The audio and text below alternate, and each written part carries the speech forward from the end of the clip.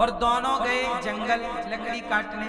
और लकड़ी काट रहे थे तो भगवान कृष्ण को भूख लगी और भगवान बोले माँ ने चने भेजे हैं, चलो चने खाते हैं। तो भगवान बोले पहले नहा लो, तो छिपरा में नहाने लग गए। और चने भगवान श्री कृष्ण के सुदामा जी पोटली खोलकर कन्हैया के चने सुदामा जी खाने लगे। अब सवाल ये खड़ा हुआ कि सुदामा जी ने कृष्ण वाले चने क्यों खाए? अपने तो खा गए।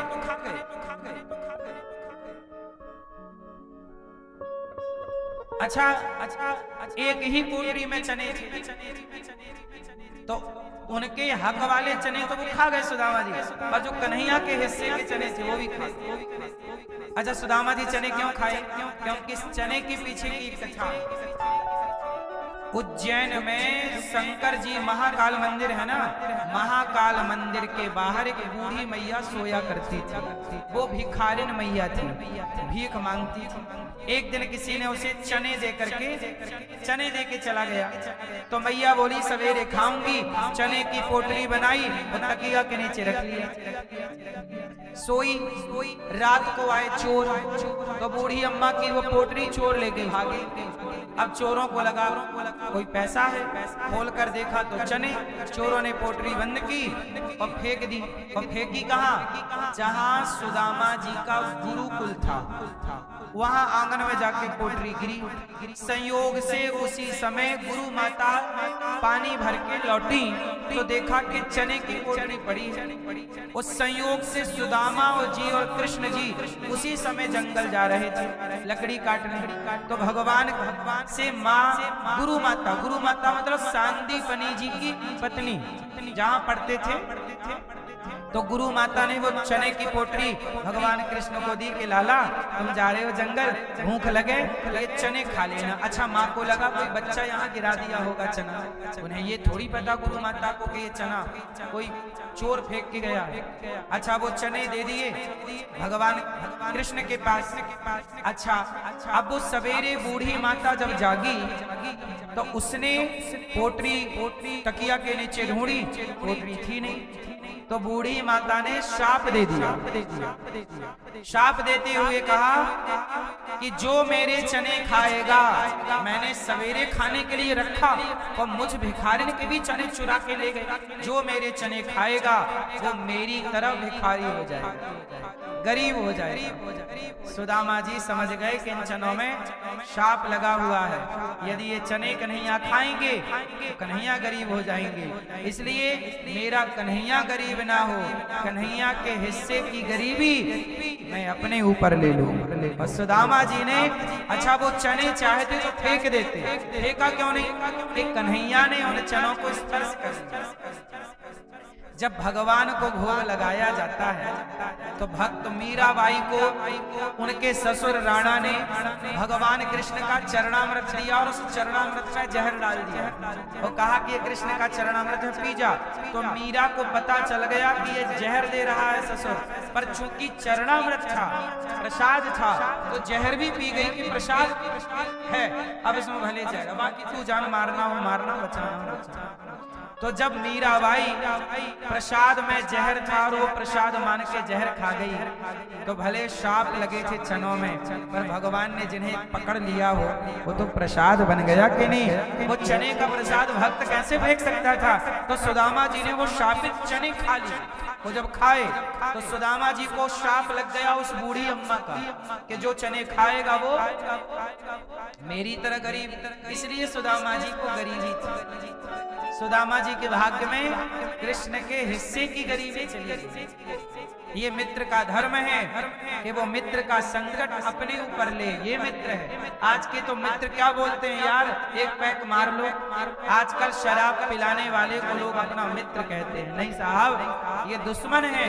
जो आपका संकट भी अपने ऊपर ले ले वो मित्र है। ये नहीं कि तुम सही रास्ते पर हो और तुम्हें शराब पिला के गलत बना दे, तुम्हें पथ भ्रष्ट करा दे, ये मित्र नहीं होता कि तुम्हें गलत में मैं तुम्हारा साथ दे। मित्र का मतलब है मित्र का संकट हम दूर कर दें। सुग्रीव को मित्र बनाया राम ने, तो सुग्रीव का संकट दूर कर दिया। बाली को मारकर सुग्रीव को किष्किंधा का राजा बना दिया, उनकी पत्नी वापस कर दी। ये मित्र का धर्म। हाँ, सुदामा जी 4 मुट्ठी चावल मांग कर ले आई सुशीला। सुदामा जी बोले, सुशीला बोली जाओ आप अपने मित्र से मिलकर आओ, कुछ मांग लो कन्हैया से, वो बड़े आदमी हैं, कुछ दे देंगे। सुदामा जी बोले मैं मित्र से मांगूंगा नहीं। देखो मांगना नहीं चाहिए। आजकल ना देखो बहुत जरूरत है तो मांग लो कि भाई हमारे पास नहीं है, दे दो, आटा दे दो, दाल दे दो, पैसे दे दो। बाद में आपके पास आए तो चुकाना चाहिए। किसी का 1 रुपया मत खाना साहब। आजकल ना आदमी बड़ा बेईमान हो गया, पैसे ले लेता है, चुकाता नहीं। आपसे मैं निवेदन करूं, किसी का 1 रुपया मत खाना। खाओगे ना तो ईश्वर की अदालत है ना, चुकाना पड़ेगा। कुत्ता बनना पड़ेगा अगले जन्म में आपको उसके घर का, वो चुकाना तो पड़ेगा। इसलिए मरने के पहले सबका लेन देन खत्म करो, हमारा किसी पे लेन देन ना रहे। यदि हमने किसी के 100 रुपए भी रख लिए और हम मर गए 100 रुपए रख के, तो अगले जन्म में हमें ये 100 रुपए चुकाने के लिए अगली बार आना पड़ेगा। और आपका 100 रुपए चुकाना कैसे भी चुकाना पड़ता है। तो आप लोग अगले जन्म में आओगे कि इसी जन्म में हिसाब किताब क्लियर करोगे? हैं? नहीं चुकाओगे इस जन्म में? किसी का रुपया मत खाना, ईमानदार। क्यों बात सही है गलत है? आप लोग पैसा ले रखा किसी से, जल्दी चुका देना। लेन देन क्लियर, हिसाब किताब, क्योंकि ईश्वर की अदालत में सब देखा जाएगा किसका लेके आए हो। अब आए हो तो जाओ भैया चुकाओ, उसके घर का बैल बनो, उसके घर का नौकर बनो, उसके घर का कुत्ता बनो, चुकाना तो पड़ेगा ना। जाओगे कहाँ ईश्वर की अदालत से बचा।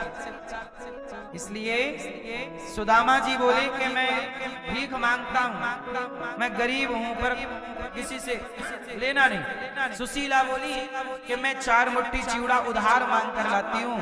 4 मुट्ठी चिवड़ा मांग कर लाई सुशीला उधार, सुदामा को दिया। सुदामा जी लेकर चले। जब द्वारिका पहुंचे सुदामा जी, तो द्वारिका में सुदामा जी ने कहा, कोई घनश्याम से कह दो तुम्हारा यार आया है, तुम्हारा यार आया है। ए भैया, कोई घनश्याम से कह दो तुम्हारा यार आया है, तुम्हारा यार आया है। ए भैया द्वारपाल जाओ जरा। सुदामा नाम है मेरा, सखा घनश्याम है मेरा। मेरा नाम सुदामा है और ये कन्हैया कौन है जानते हो? मेरा मित्र। सुदामा नाम है मेरा, सखा घनश्याम है मेरा। वो द्वारपाल घबरा गया कि ऐसा फटीचर, बिल्कुल फटे कपड़े, ऐसा मित्र कैसे होता है।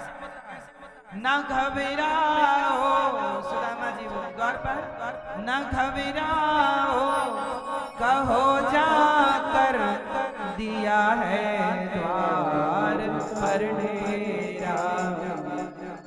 सुनो सुनो सुनो, रहे हैं साथ कुछ हो, रहे हैं साथ कुछ दिन वो, वही अधिकार लाया। मेरे साथ कुछ दिन रहे हैं उज्जैन में, उसी अधिकार से कह रहा हूं कि वो हमारे मित्र हैं। हुई